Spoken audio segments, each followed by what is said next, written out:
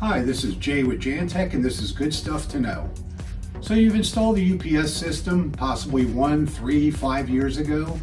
Do you and your team know how to operate the equipment, understand how it works, know how to pull up readings off of the system, or even determine if you have a problem?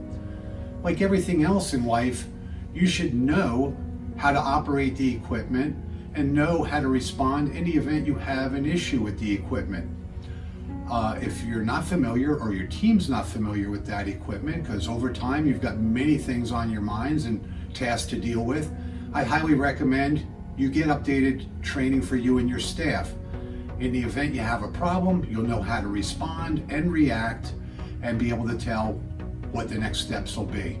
Just a friendly reminder, because knowledge is power.